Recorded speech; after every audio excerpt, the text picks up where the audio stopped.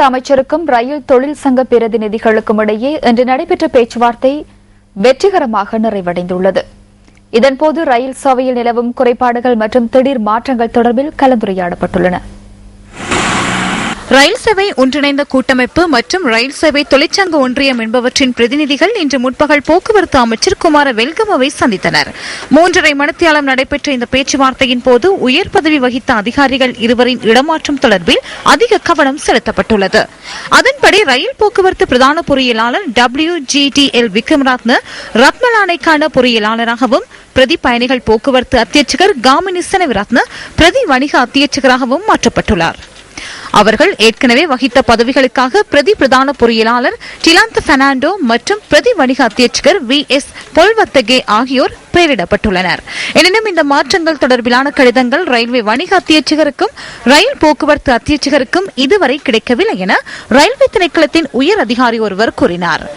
2 ஊழியர்களை இடமாற்றம் செய்துள்ளனர். அது தொடர்பிலும் நாம் கலந்துரையாடினோம். அதற்கு இடமளிக்குமாறும் அது நிர்வாகத்துடன் சம்பந்தப்பட்ட விடயம் எனவும் போக்குவரத்து அமைச்சர் குறிப்பிட்டார். பல முக்கிய விடயங்கள் தொடர்பில் நாம் கலந்துரையாடினோம். ரயில்வே ஊழியர்களின் பிரச்சினைகளை நாம் சுட்டிக்காட்டினோம். அதற்கு சாதகமான பதில் கிடைத்தது. பின்னர் லோகோமோட்டிவ் ஆபரேட்டிங் சங்கத்திற்கும் போக்குவரத்து அமைச்சருக்கும் இடையிலான கலந்துரையாடல் நடைபெற்றது.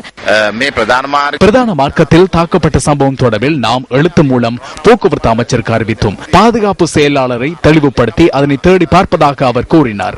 தற்போது போக்குவரத்தில் ஈடுபடும் கால எல்லை சாத்தியமானதா என்பது தொடர்பில் தேடி பார்ப்பதற்கு ஒரு குழுவை நாளைய தினத்தில் நியமிக்க உள்ளோம். இதனூடாக ரயில் தாமதத்தை தவிர்த்துக் கொள்ள முடியும் என எம்மால் கூற முடியும்.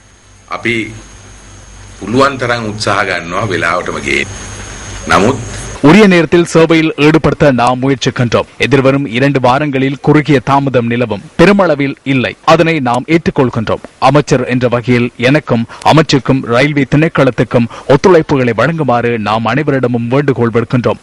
இடம்பெற்ற சம்பவங்களை எண்ணி வருத்தமடைகின்றேன். எதிர்காலத்தில் இவ்வாறான மோதல்களை தவிர்த்து சிறந்த சேவையை வழங்கவே நாம் இந்த முயற்சிகளை மேற்கொள்கின்றோம். அனைத்து தொழிற்சங்கங்களும் இதற்கு ஒத்துழைப்புகளை வழங்கியுள்ளன.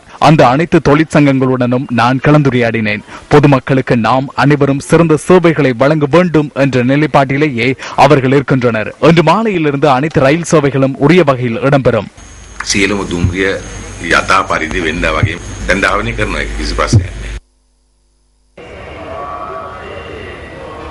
இதேவேளை இன்று காலை போக்குவரத்தில் ஈடுபடவிருந்த கொழும்பு ரம்புக்கணை மற்றும் அலுத்கம கொழும்பு ஆகிய ரயில்கள் ரத்து செய்யப்பட்டன. கெலனிவெளி ரயில் மார்க்கத்தில் பயணித்த பாதுகை கொழும்பு அலுவலக ரயிலின் சாரதிக்கு பயணிகள் தாக்க முடியும் என்ற அச்சத்தினால் அவருக்கு பாதுகாப்பு கோரப்பட்டுள்ளது. அதன்படி மருதானை ரயில் நிலையத்திற்கு பாதுகாப்பு தரப்பு அனுப்பப்பட்டதாக ரயில்வே கட்டுப்பாட்டு நிலையம் கூறியது. இதேவேளை இன்று காலையும் 12 அலுவலக ரயில்கள் தாமதமடைந்துள்ளன. பொல்கஹவளை மொரட்டுவா அலுவலக ரயில் 1 மணித்தியாலம் தாமதமடைந்துள்ளது. ரயில் சாரதிகள் கடமைக்கு சமூகம் அளித்தமையில் சில பிரச்சனைகள் காணப்படினும் தடைகளின்றி இன்று அலுவலக ரயில்களை சேவையில் ஈடுபடுத்த நடவடிக்கை எடுத்ததாக சாரதிகள் தொடர்பிலான கடமை நேர அதிகாரி கூறினார்.